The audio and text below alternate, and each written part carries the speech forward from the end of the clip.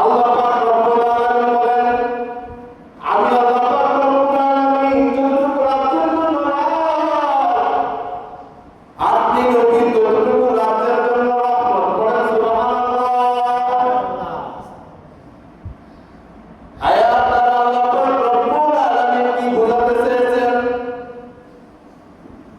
আল্লাহ হাবিব সাল্লাল্লাহু আলাইহি ওয়াসাল্লাম শুধুমাত্র মুমিনদের জন্য রহমত নয়, শুধুমাত্র ঈমান যারা এনেছে ঈমানদারদের জন্য রহমত নয়, শুধুমাত্র মুসলমান যারা তাদের জন্য রহমত নয়, তামাম ভূমণ্ডলের মধ্যে আল্লাহ পাক রব্বুল আলামিন যা কিছু সৃষ্টি করেছেন, যত মানুষ সৃষ্টি করেছেন, সকল মাখলুকের জন্য আল্লাহ হাবিব সাল্লাল্লাহু আলাইহি ওয়াসাল্লাম হচ্ছেন রহমত করেন। সুবহানাল্লাহ।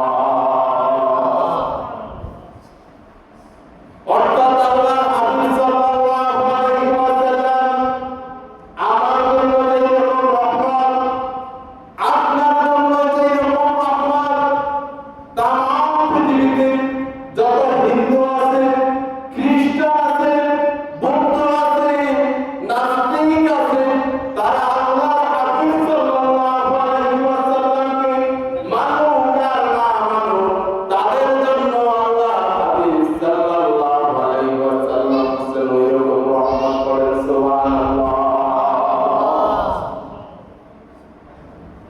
আল্লাহ হাবিব সাল্লাল্লাহু আলাইহি ওয়াসাল্লাম আমার জন্য যেরকম রহমত, আপনার জন্য যেরকম রহমত, আফ্রিকার জঙ্গলের মধ্যে যত প্রাণী বাস করে সবার জন্যই তিনি হচ্ছেন ওই রকমই রহমত করেন। সুবহানাল্লাহ।